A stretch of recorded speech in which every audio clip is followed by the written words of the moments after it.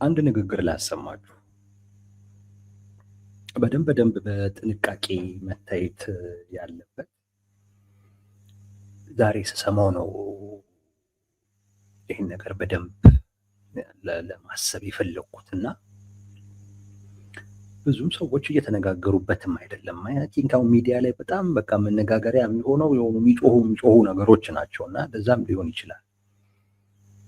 ትላንት ጠቅላይ ሚኒስትሩ ፓርላማ ላይ ያደረጉት ንግግር ነውና አይ ቲንክ ያሉበትንም ሁኔታ በደንብ የሚያስረዳ ነው ንግግሩ እና በዛ ደረጃ እንመለከተዋለን። እስቲ እንስማው። ለማንኛውም መጀመሪያ ላይ እንስማው። እስኪረጋገጥ በጋራ የምንቆም እንሆን። የመንግስት ኃላፊዎች፣ ፖለቲከኞች ደግሞ የሃይማኖት አባቶች፣ ትላልቅ ሰዎች ተጠቅመን በተቻለ መጠን በእስር ላይ ያሉ ሰዎች ለመፍታት፣ በውጭ ሀገር ያሉ ሰዎች በይቅርታ ለማስገባት፣ ጫካ ያሉ ሰዎች በይቅርታ ለማስገባት ለመተው ልባችን ሰፊ መሆን ይኖርበታል። የምንተው ለኢትዮጵያ ነው። ለኢትዮጵያ ሲባል ልክ ለውጡን ስንጀምር የነበረው አይነት አፕሮች መከተል ያስፈልጋል። ብዙዎቹ ሲናገሩ የምሰማቸው ተስፋ ከመቁረጥ ነው። የእኛን ሁኔታ በማየት እድል የለም በማለት ነው። እድል እንዳለ ተስፋ እንዳለ ካሳየናቸው፣ አብሮ መስራት እንደሚቻል ካሳየናቸው ኢነረንትሊ መጥፎ ሆኖ አይደለም እና ለዛ ልባችን ክፍት ሆኖ አብዛኛዎቹን ለማቀፍ ለመተው ኢንክሉሲቭ ናሽናል ዲያሎግ የተሳካ እንዲሆን ኢትዮጵያ ሰላማዊ ሀገር እንድትሆን ብልጽግና የተረጋገጠባት ሀገር እንድትሆን በጋራ መስራት መኖር የምንችል ሰዎች መሆናችን ዓለም እንዲያይ መተባበር፣ ልባችን ማስፋት ይኖርብናል። ቲፒኤልኤፍም ጭምር ቀልብ ከገዛ አእምሮ ከገዛ ለመነጋገርና ሰላም ለማምጣት ጥረት ማድረግ ያስፈልጋል። ከሰላም ሙከራ ውጭ ያለው ጉዳይ ለኛ አይጠቅመንም። የሚያስፈልገን ብልጽግና ነው፣ ልማት ነው። ለዚህ ደግሞ መላው ኢትዮጵያ ሕዝብ ከጎናችን እንዲያግዘን በዚህ አጋጣሚ ጥሬን እያቀረብኩ ኢትዮጵያ በልጆቿ ጥረት ታፍራና ተከብራ ዘላለም ትኖር። ብልጽግናን እናረጋግጣለን። በርቱ።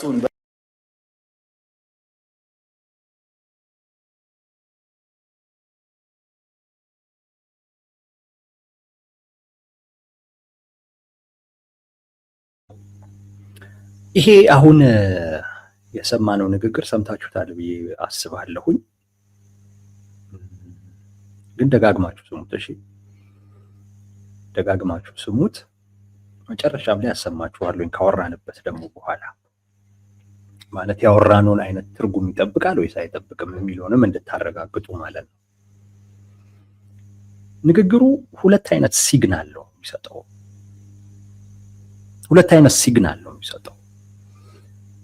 ምንና ምን የሚለውን እናያለን። ግን ዋናው የምናተኩረው ጠቅላይ ሚኒስትሩ ያሉበትን አይነት ስነ ልቦናዊ ሁኔታ፣ ያሉበትን አይነት ፖለቲካዊ አይነት ሁኔታ ምን ውስጥ ናቸው የሚለውን እሱን ነው በደንብ ማየት የምንፈልገው። ከንግግሩ በስተጀርባ ያለውን ነገር በደንብ ማየት እንፈልጋለን። ይሄ ንግግር ያንን ያሳያል። ይሄ ንግግር ግን በደንብ ዋጋ ሊሰጠው የሚገባ ንግግር መሆኑን ለማወቅ በጣም ማየት ያለብን መጨረሻ ላይ የተደረገ ንግግር ነው። መደምደሚያቸው የፓርላማ ንግግሩ መደምደሚያቸው። ብዙ ጊዜ የመጨረሻው ንግግር የመጨረሻው መደምደሚያ በደንብ ያሰብክበት በደንብ የተዘጋጀበት ነው። እዛ መደምደሚያ ላይ ለመድረስ ነው በመሃል ብዙ ነገሮችን የምታወራው። በመሃል የሚደረጉ ንግግሮች ድንገት አእምሮ ላይ የመጡ ነገሮች ሁሉ ይነገራሉ። እነዛ በትክክል ስላለህበት አይነት ሁኔታ የሚያሳዩ አይደለም። ብዙ ጊዜም ላያሳዩ ይችላሉ። መጨረሻ ላይ ግን የምትናገረው መደምደሚያ ግን በቃ ላስተላልፋት ብለህ ተዘጋጅተህባት የመጣህባት መልእክት ነች። ሰዎች መደምደሚያ ነች የጠቅላይ ሚኒስትሩ። ከዚህም በፊት ከመደምደሚያቸውም በፊት ሲያደርጉት የነበሩት ንግግሮች በሙሉ ይሄንንም የሚደግፉ ናቸው። ለምሳሌ ለነ ዶክተር ደሳለኝ ጫኔ ዛሬ ራሴን ከፖለቲካ አግልያለሁ ብሏል። ለእሳቸው እና ለሌሎች ተቃዋሚዎች ያቀረቡት ጥሪ አብረን እንስራ የሚል አይነት ነገር፣ ከቲፒኤልኤፍም ጋር ለመደራደር ዝግጁ ነን ምናምን የሚሉት አይነት ነገር ይሄንኑ አሁን መጨረሻ ላይ የተናገሩትን እና ያሰሟችሁን ንግግር የሚደግፍ ነው ንግግራቸው አጠቃላይ ማለት ነው። ጠቅላይ ሚኒስቴሩ በዋናነት ፓርላማ ላይ ተገኝተው ሊያስተላልፉት የፈለጉት መልእክት በዚህ አሁን ባሰሟቸው ንግግር ውስጥ የተካተተ ነው ብለን እናስባለን። የመጨረሻ ንግግር ሁልጊዜም ቢሆን ትክክለኛውን ማስተላለፍ የፈለግከውን መልእክት የሚያሳይ ነው። ይሄ ረዘም ላለ ሰዓት ንግግር የሚያደርጉ ሰዎች በደንብ የሚረዱት ጉዳይ ነው። እሷን ነው በቃ ይዘህ የምትመጣው። ወሬ በምታወራበት ሰዓት ላይ ድንገት አእምሮ ውስጥ የሚመጡልህ ነገሮች አሉና እነሱንም ታወራለህ መሀል ላይ ድንገት። በተለይ ደግሞ ራሱን እየሰማ የሚያወራ አይነት ሰው ደግሞ እንደዛ እና መሀል ላይ ያሉ ንግግሮችን እየወሰድክ ያንን ሰው ብትፈልገው በዛ ንግግር ውስጥ ምን ሆኖ ነው፣ ምን ውስጥ ነው ያለው፣ ምን ፈልጎ ነው የሚለው በዛ ንግግር ውስጥ ብትፈልግ አታገኘው፣ በትክክል አታገኘው። በትክክል ሰውየውን ማግኘት ከፈለግ መደምደሚያዋን ነው በቃ በደንብ አድርገህ መያዝ ያለብህ። ምክንያቱም ልክ ንግግሩን ሲጨርስ ተዘጋጅቶባት የመጣውን ነገር እሷን አንጸባርቆ በደንብ አስረግጦ ማለፍ እንዳለበት ስለሚያስብ ማለት ነው። እና ጠቅላይ ሚኒስቴሮችን ነው ማስተላለፍ የፈለጉት። በፓርላማ ቆይታቸው ውስጥ ብዙ ነገሮችንም ይዟል። እንዳያችሁት እስረኛ መፍታት አለ፣ ታጣቂዎች እንዲገቡ ምናምን የማድረግ ነገር አለ፣ ከቲፒኤልኤፍ ጋር አደራደራለሁ የሚል ነገር አለ። እያንዳንዱን እንተንትነውም ቢባል ሊተነተን የሚችል ጉዳይ ነው። ግን እንዳልኳችሁ ሁለት አይነት አብረው የማይሄዱ ሲግናል ነው የሚሰጡ ይሄ ንግግር። በአንድ በኩል ለውጥ ሊኖር ነው እንዴ የሚል ነገር እንድታስብ ያደርጋል አይደል? እስረኞችን ስለመፍታት ያወራሉ ጠቅላይ ሚኒስቴሩ፣ ከዚህ ቀደም አንስተው አያውቁም። ከታጣቂዎች ጋር ታጣቂዎች ደግሞ እንዲመጡ የማድረግ ፍላጎት እንዳለ ደግሞ ይናገራሉ። ከዛም ውጪ ደግሞ ከቲፒኤልኤፍም ጋር ደግሞ በውይይት በድርድር ችግርንም የመፍታት ፍላጎት እንዳለም ያሳያሉ። ቴዲ ምነካ ጠቅላይ ሚኒስቴሩ እኮ ብዙ ጊዜ ይሄንን ነገር ይሉታል፣ ምን አዲስ ነገር አለው ካላችሁ አዲሱ ነገር ምንድን ነው መሰላችሁ? ይሄንን ንግግር ለየት የሚያደርገው ኦፍኮርስ ከዚህም ቀደምኛ ለውይይት ዝግጁ ነን ኑ ምናምን ነገር ሲሉ እንሰማለን። ግን ይሄን ለየት የሚያደርገውን ነገር ግን ልንገራችሁ። አንደኛ በንግግራቸው ውስጥ ጠቅላይ ሚኒስቴሩ ተጠያቂ ራሳቸውን ሲያደርጉ ይታያል። ምን ይላሉ? አንድ ተጠያቂ ራሳቸውን ሲያደርጉ፣ ሁለት ተቀናቃኞቻቸውን ተቃዋሚዎቻቸውን ሲረዱ ታያላችሁ። ይሄ ኖሮ አያውቅም። ዛሬስ ዋይ የዚህኛውን ንግግራቸውን ሲሪየስሊ የምንወስደው እናምናለን እያልኳችሁ አይደለም፣ ግን ሲሪየስሊ ግን መወሰድ ያለበት ነው። ከዚህ ቀደም ሲያደርጉት የነበረ ጉዳይ ነው ብለህ የምታልፈው አይደለም። በጥንቃቄ ልታየው የሚገባ ጉዳይ ነው ማለት ነው። ምን ይላሉ ጠቅላይ ሚኒስትሩ? ተስፋ እኮ ስለቆረጡ ነው ይላሉ። ይረዷቸዋል፣ ተቃዋሚዎቹን ይረዷቸዋል። ተስፋ ስለቆረጡ ነው ይሉና ተስፋ ደግሞ እንዲቆርጡ ያደረግናቸው እኛ ነን ይላሉ። በዚህ ንግግር ውስጥ እኛ ነን፣ እኛም እድል አልሰጠናቸውም ይላሉ። እድል አልሰጠናቸውም፣ አላቀረብናቸውም። የኛን ሁኔታ አይተው ነው ተስፋ መቁረጥ ውስጥ የገቡት የሚል ነገር ያነሳሉ። በዚህ ውስጥ ተጠያቂነት አለ። አሁን ሀገሪቱ ላለችበት አይነት ሁኔታ የኛ ድርሻም አለ። ምን አማራጭ ዘጋጋ ነው ሁሉንም ነገር። ለዚሁም በጣም እንደው በደንብ ይተንተን ቢባል ትልቅ ተጠያቂነት ነው እየወሰዱ ያሉት። ይህ ጉዳይ ዘጋጋንባቸው። ምን ያርጉ? ስንዘጋጋባቸው በቃ ያላቸውን አማራጭ ብቻ ሄዱ። እንግዲህ ተስፋ ቆረጡ እኮ ማለት ምን ማለት መሰላችሁ? ተቃዋሚዎች ሞከሩ እኮ ነው፣ ሊጠጉን ሞከሩ፣ ግን እኛ ዘጋጋንባቸው።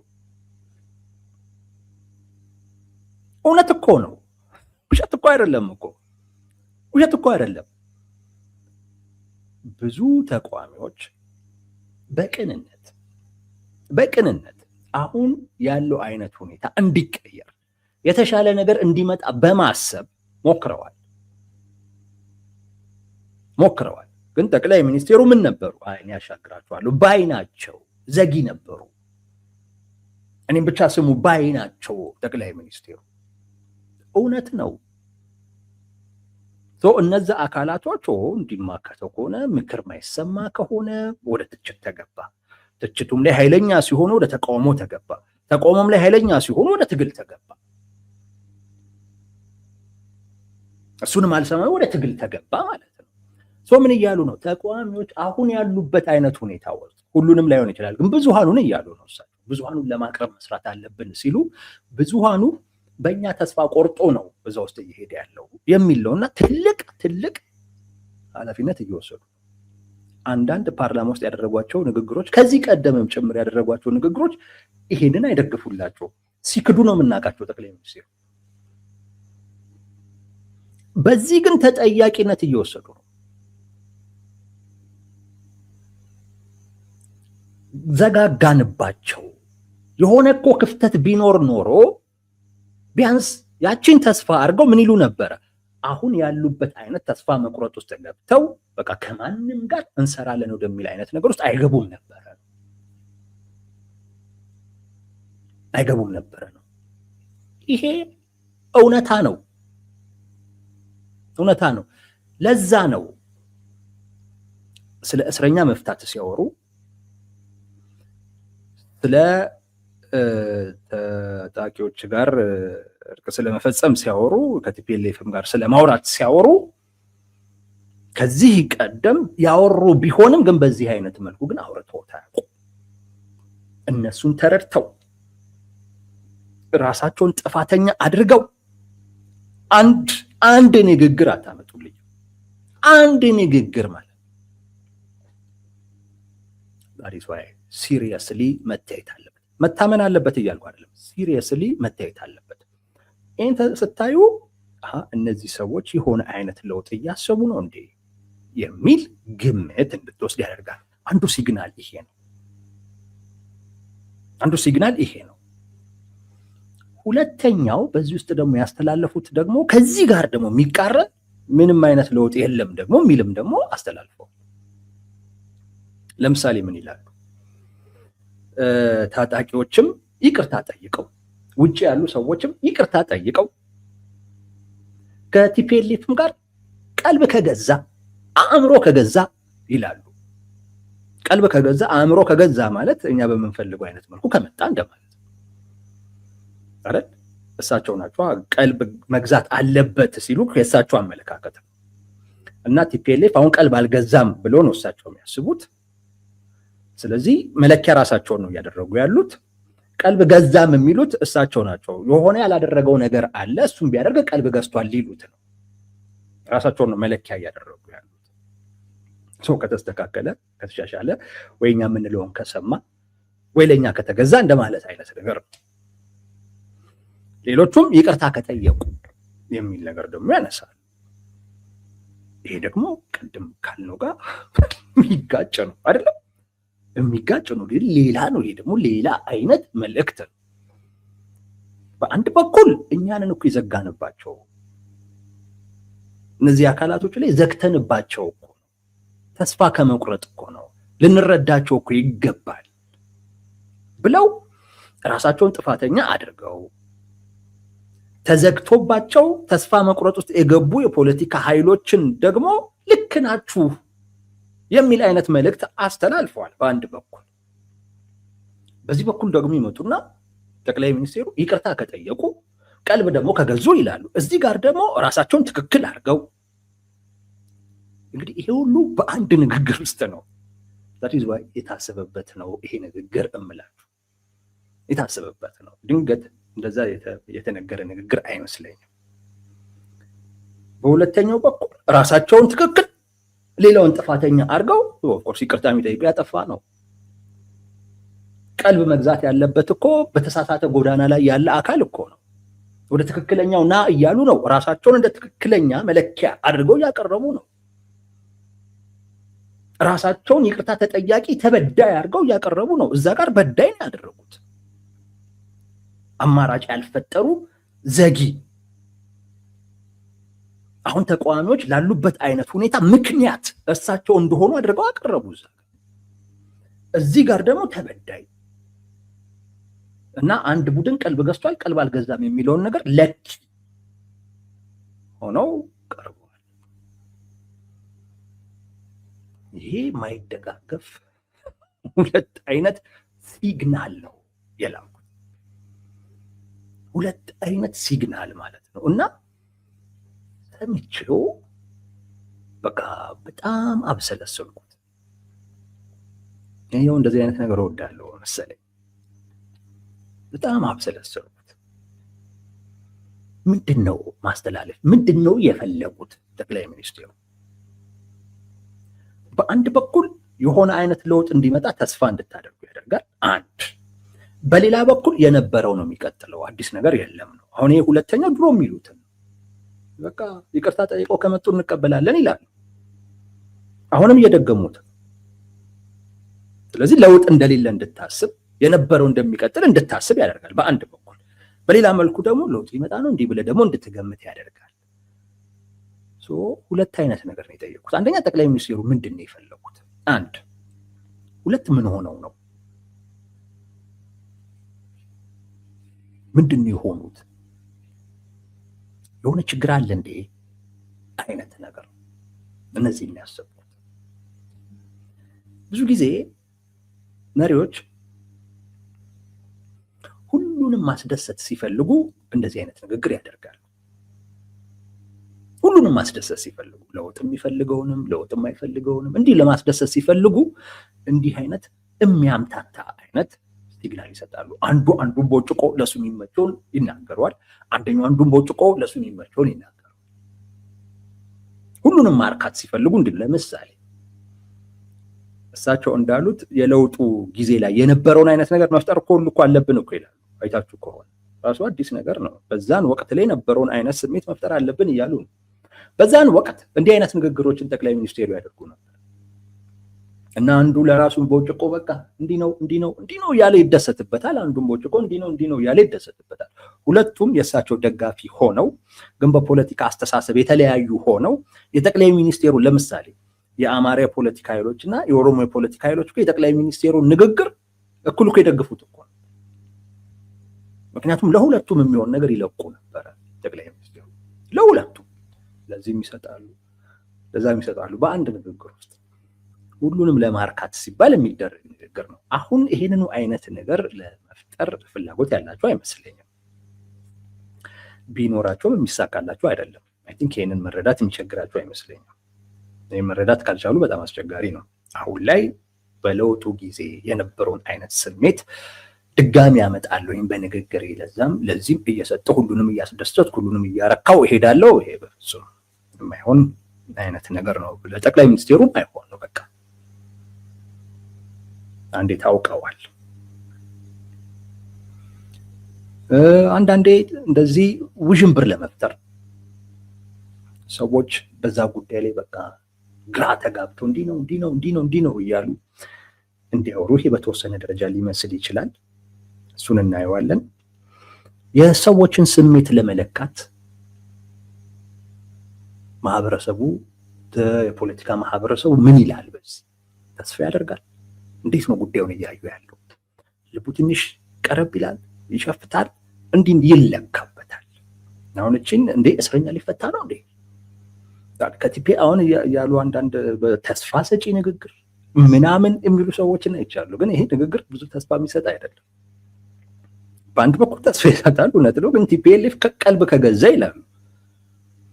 ይሄን እኮ ድሮም የሚሉት እኮ አዲስ ነገር እኮ አይደል።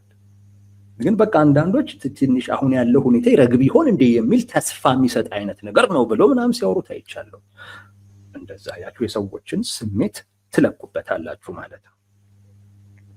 ከዚህ ውጪ ራስንም ለማስተባበል በሚያመች አይነት መልኩ ለማስቀመጥም ነው። ነገ ከነገ ወዲያ የሆነ ነገር እንዲህ ብለህ ነበር እኮ ሲባል እኮ እኔ እኮ ያልኩት ይቅርታ ከጠየቁ፣ እኔ እኮ ያልኩት ቀልብ ከገዙ ነው።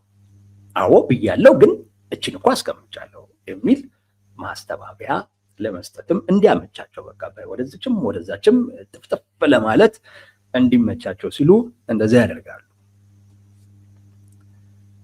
ጠቅላይ ሚኒስትሩ ምን ሆኖ ነው የሚለውን እንይና ትክክለኛ ፍላጎታቸውን እንረዳዋለን። በእኛ እምነት ብዙ ጊዜ እንደዚህ አይነት ንግግሮች የሚነገሩት የሆነ ነገር ከቁጥጥር ውጪ ሲሆን በወደፊቱ ላይ እርግጠኛ ሳትሆን ስትቀር ቅድም ያልኳችሁን ነገሮች ለማግኘት ለምሳሌ ህዝቡ ቅሬታ ውስጥ ሲሆንብህ ሁሉንም ለማርካት ትሞክራለህ። ቀውስ አለ ማለት ነው፣ ችግር አለ ማለት ነው። ውዥንብር ለመፍጠር ከሆነም ደግሞ የሆነ ችግር አለ ማለት ነው። የሆነ ቀውስ ሲኖር ውዥንብር በመፍጠር ሰው እርስ በርሱ በዛ ጉዳይ ላይ እንዲጠመድ ማድረግ ምናምን።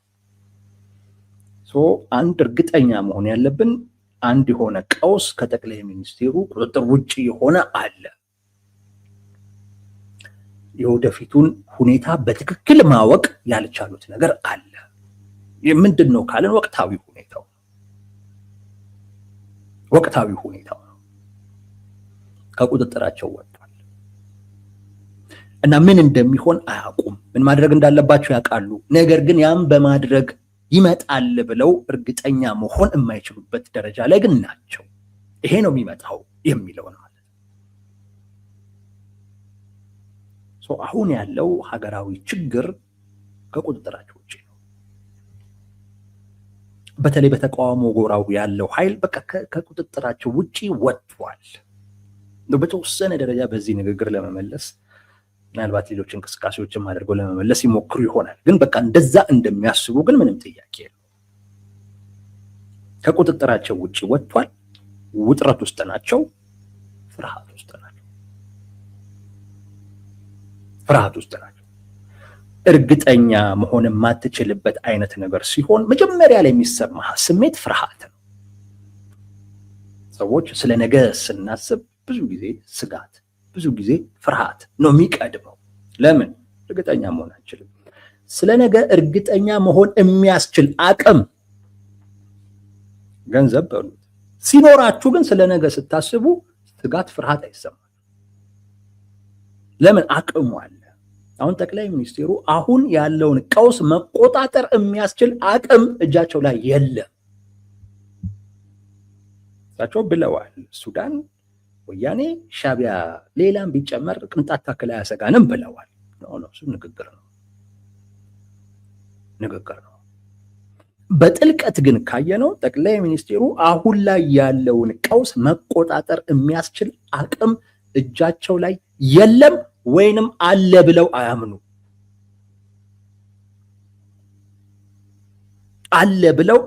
በተወሰነ ደረጃ በራስ መተማመን የለም። በነገራችን ላይ በራሱ የሚተማመን መሪ ነው ቀጥተኛ ንግግር የሚናገረው። ብዙ ጊዜ በራስ መተማመን ሲያጥርህ ነው ለዛም መልእክት የምታስተላልፍ። እንደዚህ አይነት ግራ የሚያጋባ መልእክት የምታስተላልፈው ትንሽ በራስ መተማመንም ስታጣ ነው። አሁን ላይ ያሉበት ሁኔታ ያ ስጋት አለ፣ ፍርሃት አለ። ለምን? ከቁጥጥራቸው ውጪ የወጣ ቀውስ አለ። ያ ቀውስ ምን ይዞ ይመጣል ነገ ላይ እርግጠኛ አይደሉም። ስለዚህ ስጋት አለ፣ ፍርሃት አለ፣ ውጥረት አለ።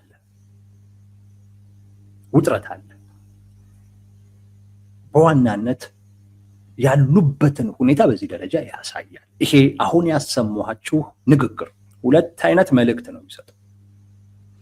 ለውጥ ይመጣል ብለህ ተስፋ እንድታደርግ ያደርግሃል። አረ የምን ለውጥ ነው? ድሮ የሚናገሩት ነው፣ በቃ ድሮ ነው ይቀጥላል እያሉ ያሉት የሚለውንም ይናገራል። ጠቅላይ ሚኒስትሩ የመጨረሻ የፓርላማ መዝጊያ ላይ እንዲህ አይነት ንግግር ሲያደርጉ ያሉበትን ሁኔታ በደንብ የሚያሳይ ነው። ጊዜ መግዛት ፈልገዋል። ፍላጎታቸው ያ ነው። ጠቅላይ ሚኒስትሩ ጊዜ መግዛት ፈልገዋል።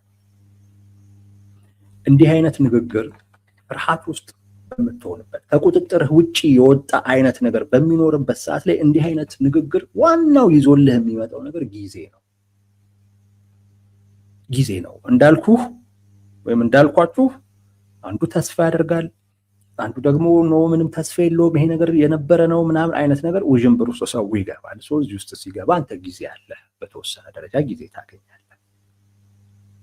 በተቃዋሚዎችም በኩል አይ መንግስት እንዲህ ሊያደርግ ነው እንዴ እንትን ሊለው እንዴ የሚል ምናልባት ለመግባት ወይም ልታደርገው የምትፈልገው ነገር ካለ ትንሽ ቆጠብ ወደ ማለት ትሄዳለህ። ለምን በመንግስት በኩል ለውጥ ሊመጣ ነው እንዴ የሚል አይነት ተስፋ እየፈጠረ ስለመጣ ንግግሩ ማለት ነው።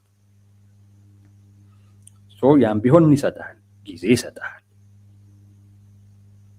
ምናልባትም ደግሞ ራሳቸው ውስጥ ደግሞ ያሉ አካላቶችም አሉ ቀውስ በሚኖርበት ሰዓት ላይ አጋጣሚውን ሊጠቀሙ የሚችሉ። በነገራችን ላይ ጠቅላይ ሚኒስትሩ በጣም የሚያሳስባቸው እሱ ነው። የተቃዋሚዎቹ እንቅስቃሴ አይደለም ይበልጥ የሚያሳስባቸው ነገር ግን እዛ ላይ ያተኮሩ ጊዜ ከውስጥ ምን ይፈጠራል የሚለው ነገር በጣም ያሰጋቸዋል። በጣም ፓራኖያ ናቸው። ጠቅላይ ሚኒስትሩ በጣም ተጠራጣሪ ናቸው። በዚህ ምክንያት ምን ሊፈጠር እንደሚችል አያውቁም። ውስጡንም ውጭውንም ነው የሚያዩት። አንዱም ውጥረት ውስጥ የከተታቸው፣ ፍርሃት ውስጥ የከተታቸው፣ ስጋት ውስጥ የከተታቸው ይሄ ሊሆን ይችላል። ጊዜ መግዛት ፈልገዋል። ጊዜ ሊገዛላቸው ደግሞ የሚችለው ተስፋ ነው። ተስፋውን ደግሞ ዝም ብለው ብቻውን ቢናገሩት፣ ተስፋ ብቻ የሚሰጠውን ነገር ደግሞ ቢናገሩት አይታወቅም። እንደ ፍርሃት ሊቆጠርባቸው ይችላል። እንደ ፍርሃት ተቆጥሮባቸው ተቃዋሚዎቻቸውን የበለጠ እንዲነሳሱ ሊያደርግ ይችላል። እንደ ፍርሃት ተቆጥሮባቸው ውስጥ ያሉ ጠቅላይ ሚኒስትሩ ተዳክመዋል፣ ይሄ ነው ትክክለኛው ወቅት እርምጃ ለመውሰድ ለሚሉ አካላቶችም መልእክት ሊሰጥ ይችላል። ግልጽ ነኝ አይደለም? ተስፋ ብቻ ፍርሃትን ብቻ አሁን ጠቅላይ ሚኒስትሩ ስጋት ውስጥ ናቸው። ይሄ ግልጽ ነው። ግን እሱም ደግሞ ማሳየት አልፈለጉም። ስለዚህ ምን አሉ? ተስፋ ሰጡክ። እስረኞችን መፍታት፣ ከውጭ ያሉ ተቃዋሚዎችን ማስገባት፣ ውስጥም ላይ ያሉ ታጣቂዎችን ማስገባት፣ ከቲፒኤልኤፍም ጋርም ቢሆን መነጋገር ምናምን የሚል የሆነ አይነት ለውጥ እንደሚመጣ አይነት ያኔ የነበረውን በለውጡ ጊዜ የነበረውን አይነት ስሜት ይዘን መምጣት አለብን አሉ። አሁን ይሄ አሁን ላይ እንደተናገሩት ጨንቋቸው ነው ሊባል ነው። ስለዚህ ምን አሉ? ቀጠሉና እዛ ውስጥ ነው እንጂ ምን ቀጠሉና እዛ ውስጥ ነው ያስገቡት። ይቅርታ ከጠየቁ፣ ቀልብ ከገዙ የሚሉ ነገሮችን ደግሞ ከተፉባቸው። ቅድመ ሁኔታዎች አስቀመጡ ማለት ነው። ያ ደግሞ ምን ለማለት ይፈቅድላቸዋል? ድሮም እኮ ቢሆን እኛ አትምጡ ብለናል። ድሮም እኮ ቢሆን ይቅርታ ከጠየቃችሁ ኑ ብለን እናውቃለን። ድሮም ቢሆን ቲፒኤልኤፍን ቀልብ ከገዛ ተነጋገር አንድ የምንለው ለማለትም እንዲፈቅድላቸው ነው አመቻችተው ያስቀመጧት ማለት ነው። ስጋታቸውን እንዳይታይ በሚያደርግ አይነት መልኩ ነው መልእክቱ የተላለፈው። ስጋቱ ግልጥ ብሎ ቢታይ ተቃዋሚዎችም እምቢ ሊሉ ይችላሉ። ለምን? ምክንያቱም ኦልሬዲ በፈራበት ሰዓት ላይ ነው ብረት እንደጋለ ነው የሚቀጠቀጠው። እንደውም ይህ ነው ትክክለኛ ወቅት ሊሉ ነው። ከውስጥም ያሉት አካላት ጠቅላይ ሚኒስትሩ ትንሽ አሁን ላይ በስነ ልቦና ደረጃ ተዳክመዋል፣ አሁን ነው ጥሩ ወቅት እርምጃ ለመውሰድ ሊሉ ነው። ውስጥም ላይ ላሉ የሚያስቡ እኮ አይጠፉም። እንዲህ አይነት አጋጣሚዎች ሲፈጠር የሚያስቡ አይጠፉም፣ የሚዘጋጁ አይጠፉም። ብዙ ብልጽግና ውስጥ ሆኖ ጠቅላይ ሚኒስትሩን እርምጃ እና ፍላጎቶች የሚቃወሙ አካላቶች እንዳሉ የሚታወቅ ነው። እነሱንም ማበረታታት ሊሆን ነው። ስለዚህ ምን አደረጉ? ቅድም እንዳልኳችሁ ስጋታቸውን ሸፈን አድርገው አሁን ባልኳችሁ ባሰማኋችሁ አይነት መልክ ተናገሩ። ጊዜ መግዛት ነው የፈለጉት። የሚሰጥህም ጊዜ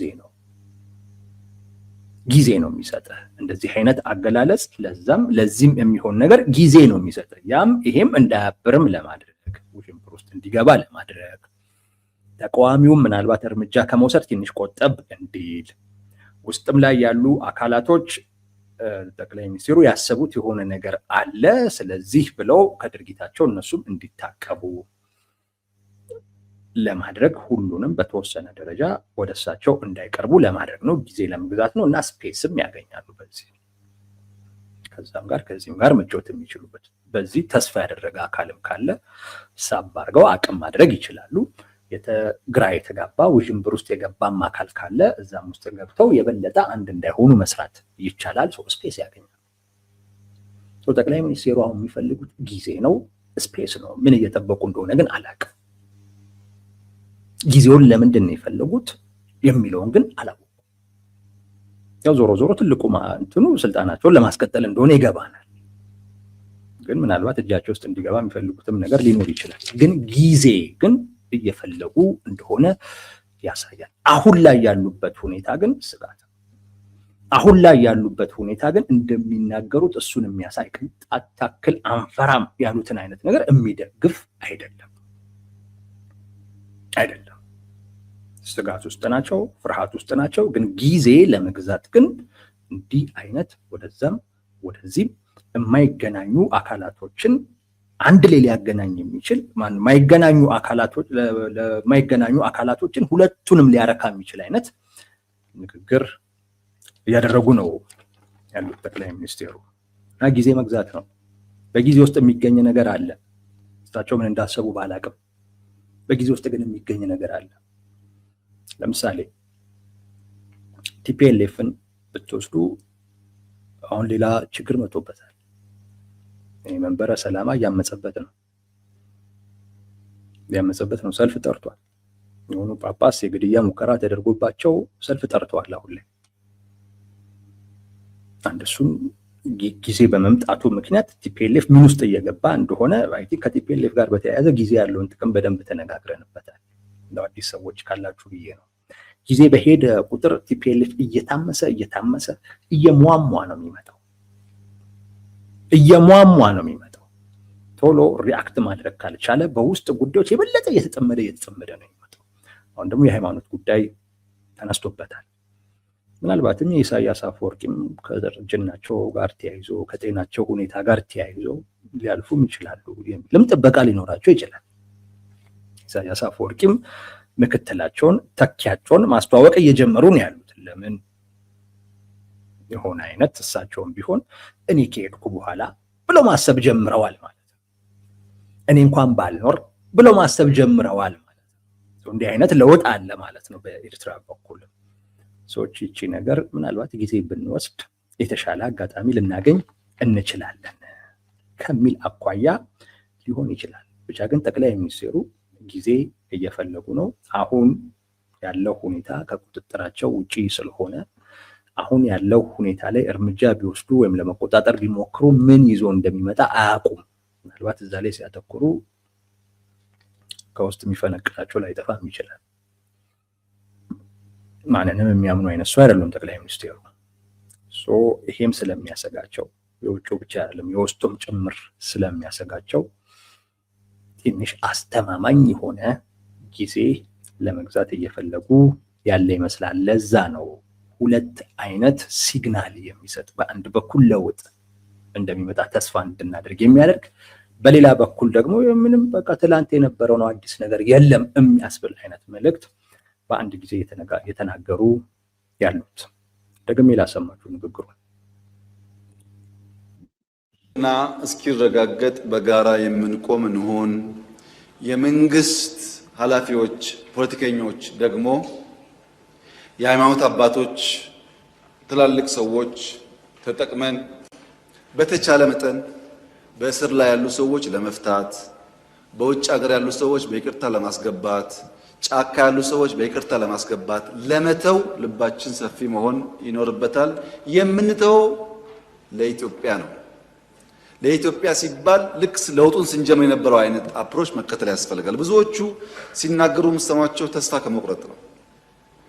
የእኛን ሁኔታ በማየት እድል የለም በማለት ነው። እድል እንዳለ ተስፋ እንዳለ ካሳየናቸው፣ አብሮ መስራት እንደሚቻል ካሳየናቸው ኢነረንትሊ መጥፎ ሆኖ አይደለም እና ለዛ ልባችን ክፍት ሆኖ አብዛኛዎቹን ለማቀፍ ለመተው ኢንክሉሲቭ ናሽናል ዲያሎግ የተሳካ እንዲሆን፣ ኢትዮጵያ ሰላማዊ ሀገር እንድትሆን፣ ብልጽግና የተረጋገጠባት ሀገር እንድትሆን፣ በጋራ መስራት መኖር የምንችል ሰዎች መሆናችን ዓለም እንዲያይ መተባበር፣ ልባችን ማስፋት ይኖርብናል። ቲፒኤልኤፍም ጭምር ቀልብ ከገዛ አእምሮ ከገዛ ለመነጋገርና ሰላም ለማምጣት ጥረት ማድረግ ያስፈልጋል። ከሰላም ሙከራ ውጭ ያለው ጉዳይ ለኛ አይጠቅመንም። የሚያስፈልገን ብልጽግና ነው፣ ልማት ነው። ለዚህ ደግሞ መላው ኢትዮጵያ ሕዝብ ከጎናችን እንዲያግዘን በዚህ አጋጣሚ ጥሬን እያቀረብኩ ኢትዮጵያ በልጆቿ ጥረት ታፍራና ተከብራ ዘላለም ትኖር። ብልጽግናን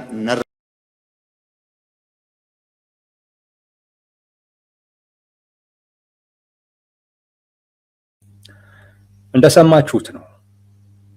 ሁለት አይነት መልእክት ነው የሚያስተላልፈው። ያ ማለት ስጋት ውስጥ መሆናቸውን የሚያሳይ ነው። ምንድነው የሚያሰጋቸው ከተባለ የሚያሰጋቸው ያለው ወቅታዊ ሁኔታ ነው። ተቃዋሚው እሳቸው እንዳሉት በተስፋ መቁረጥ በእሳቸው ላይ እየተረባረበ ነው ያለው። ለምሳሌ ፋኖ ከቲፒኤልኤፍ ጋር የሚሰራው ቲፒኤልኤፍ ከሻቢያ ጋር የሚሰራው ተስፋ ስለቆረጡ ነው። በራሳቸው ሌላ አይደለም። በራሳቸው የሆነ ነገር ማምጣት እንችላለን የሚል ተስፋ ስለሌላቸው፣ ግን አንድ ላይ ግን ሆነን የሆነ ነገር ማድረግ እንችላለን ብለው ስላሰቡ እንዲህ አይነት ትብብር እየተፈጠረ ነው። እንደ መረጃ የሱዳን መንግስት ኩርኩምን ይዟል። በጣም ወሳኝ ቦታ፣ በቃ የኢትዮጵያን ድንበር መቆጣጠር የሚችልበትን አይነት ቦታ ይዟል። ያለ ኢትዮጵያ ጥሩ ዜና አይደለም፣ አስጊ ነው። ለነ ቲፒኤልኤፍ ለነ ሻቢያ ደግሞ እንደ ትልቅ ድል ነው፣ እንደ ትልቅ ውጤት ነው ይሄ ጉዳይ አብሯቸው ስለሚሰራ ማለት ነው። ይሄ ያሰጋቸዋል ጠቅላይ ሚኒስትሩ፣ ይሄ ያስፈራቸዋል። ወይንም ደግሞ ይሄ ነገር ነገ ከነገ ወዲያ እኔ ይሄንን ለመቆጣጠር እርምጃ በወስድ አይ የዚህ ሰው ስልጣን ተዳክሟል ብለው የጠቅላይ ሚኒስቴሩ አለመኖር ስጋት ላይ ይጥለናል፣ ወይም ከጠቅላይ ሚኒስቴሩ በኋላ ቢወድቅ ይሄ ስርዓት ቢወድቅ አደጋ ላይ ነን ብለው የሚያስቡ አካላቶች ምንም እኮ ችግር የለውም። ዞሮ ዞሮ ጠቅላይ ሚኒስቴሩ አይደል አሁን ኮርነር እየተደረጉ ያሉት። ባለፈውም ነግሬያቸዋለሁ። የቲፒኤልኤፍ መልእክትም አሁን እሳቸው ላይ ብቻ ማተኮር ጀምሯል። ጠቅላይ ሚኒስቴሩን ገፋ አድርገው ከፊት መጥተው ነገሮችን በድርድር ሊጨርሱ ይችላል። ይሄ ኃይል ደግሞ አለ። ጠቅላይ ሚኒስቴሩ የተዳከሙበትን ወቅት ጠብቆ ገፍትሮ ስልጣኑን መያዝ የሚፈልግ አካል አለ። አሁን ባለው ህገ መንግስታዊ ስርዓት ላይ ምንም አይነት ለውጥ እንዲፈጠር የማይፈልግ ወይም ከራሱ ፍላጎትና ጥቅም ጋር ብቻ በተያያዘ ለውጥ እንዲኖር የሚፈልግ አካል አለ የኦሮሚያ ብልጽግና ውስጥ። ይህ አካል አጋጣሚውን ቢያገኝ ምንም ጥያቄ የለኝም፣ ጠቅላይ ሚኒስቴሩን ገፍተው ከፊት ይቀመጣሉ እና ጠቅላይ ሚኒስቴሩ ይበልጥ የሚሰጉት ውስጥ ላይ ያለው። ስለዚህ ምን እያደረጉ ነው? ውስጥ ያሉትን ይሰጋሉ፣ ውጭም ያለው አካል አለ። ለውጭው አካል ትንሽ ተስፋ እየሰጡ ነው። ከዛ የሚያገኙትን አቅም ደግሞ ሰብሰብ አድርገው ውስጥ ላይ ያለውን ለማስታገስም ሊሆን ይችላል። አቅም አሁን ትንሽ መፍጠር እየፈለጉም ሊሆን ይችላል። ስጋት ላይ ናቸው ስላችሁ ይሄንን ማለት ነው። ከውጭ ያለው ተቃውሞ ጎራው በተስፋ መቁረጥ አንድ ላይ እየመጣ ነው፣ እየተሳሰረ ነው ያለው። ይሄ ደግሞ የጠቅላይ ሚኒስቴሩን ስልጣን በተወሰነ ደረጃ መገዳደር የሚችል አይነት አቅም ከውጭ እየተፈጠረ ሲመጣ ውስጥ ላይ ለጠቅላይ ሚኒስቴሩ ብለን ይሄን ያክል ዋጋ የምንከፍልበት ምንድን ነው ምክንያቱ? እዛ ጋር እኮ ያለው አብዛኛው ኃይል ከኛ ጋር ተመሳሳይ አስተሳሰብ ያለው ነው። ስለዚህ እሱን ገፍተን እኛ መደራደር አንችልም ወይ ብሎ የሚያስብ አካል አለ። ጠቅላይ ሚኒስቴሩም ይሄንን አካል ይጠብቃሉ። ጉዟቸው ላይ ወደ እርምጃ ወደ ምናምን ከመግባታቸው በፊት ይሄ አካል እኔ ወደዛ ስገባ ምን አይነት ነገር ሊወስድ ይችላል የሚለውን ያስባሉ። ስለዚህ ምን ማድረግ ያስፈልጋል? ትንሽ ጊዜ መግዛት ያስፈልጋል። ጊዜ ሲገዛ እንዳልኳችሁ ይሄ የተቃውሞ ጎራ ሊላላ ይችላል። በፈጠሩት ተስፋ ወይ በራሱ ችግር ሊላላ ይችላል። በዛ ጊዜ በሚላላበት ጊዜ ብዙ ትኩረት አይፈልግም፣ ብዙ አቅምም አይፈልግም። በተወሰነ አቅም ያንን ማስታገስ ይችላሉ። ከዚህ ከውስጥ ሊመጣባቸው የሚችለውንም ስጋት ማስቀረት ይችላል። ጊዜ መግዛት የፈለጉበት ዋነኛው ምክንያት ለዛ ነው። አሁን የሚጓዙት ጠቅላይ ሚኒስቴሩ በፕሮፓጋንዳ ብቻ ሌላ እርምጃ ውስጥ አይገቡም። በፕሮፓጋንዳ ብቻ ነው። በቃ እኛ ለንግግር ዝግጁ ነን፣ ቀልብ ከገዛችሁ እናንተ ምናምን እያሉ በቃ ያቆዩሃል። በቆየህ ቁጥር ያንተ አቅም እየተዳከመ ሊመጣ ይችላል። በቆየህ ቁጥር እሳቸው ወይም ውስጥ ላይ ያለውንም ነገር ሊቀያየሩ ይችላል። ስለዚህ ጊዜ ይፈልጋሉ ለማለት ፈልጌ ነው። አሁን ከውጭም ከውስጥም ትንሽ ውጥረት ውስጥ ያሉ ይመስለኛል። ይሄ ንግግራቸው ያንን ነው የሚያሳየው። በትክክል እኛ ለመነጋገር ዝግጁ ነን። አሁን ምን ይቅርታ ምን ያስብላል? አንተ ኮንክ የዘጋኸው እናንተ ተቃዋሚው ተስፋ እንዲቆርጥ ያደረግከው አንተ ኮንክ። እንደውም እንኳን አንተ ይቅርታ ጠይቀህ ማምጣት ያለብህ አይደል እንዴ? በአንድ በኩል እንደዛ ይላሉ፣ እኛ ስለዘጋንባቸው ተስፋ ቆርጠው እኮ ነው ይላሉ። እንደገና ደግሞ ዞር ይሉና ይቅርታ ከጠየቁ ይምጡ ይላሉ። እንደዚህ አይነት የሚጋጭ እኮ እርስ በርስ እኮ የሚጋጭ እኮ። ግን እንዳልኳችሁ ያሉበትን ሁኔታ ያሳያል። በቃ ኑ ብለው ፍርሃታቸውን በሚያሳይ አይነት መልኩ እንዳይናገሩ ያን መናገር ማለት ተቃዋሚውንም በቃ ተፈርተናል ብሎ ዘራፍ እንዲል ወደ እርምጃ እንዲገባ ሊያደርግ ነው። ውስጥም ላይ የሚሰጉትንም አካል እንዴ ይሄ ሰውዬ ያስበላል ወይም ደግሞ በቃ ይሄ ሰውዬ በቃ በስነ ልቦናም ደረጃ ተዳክሟል ብለው እሱንም ማደፋፈር ሊሆንባቸው ነው። ስለዚህ ለሁለቱም እንዲሆን አወሩ፣ ለሁለቱም እንዲሆን አድርገው ነው። ይቅርታ ይምጡ እኮ ያልኩት ይቅርታ ጠይቀው እኮ ነው የሚል ማለት ጥንካሬን በሚያሳይ ይቅርታ ተጠይቄ ኑ የሚል አይነት ነገር ተናገሩ። ይሄ ትንሽ ስጋትን ፍርሃትን በደንብ የሚያሳይ ንግግር ነው። ይኸው ነው ወዳጆች።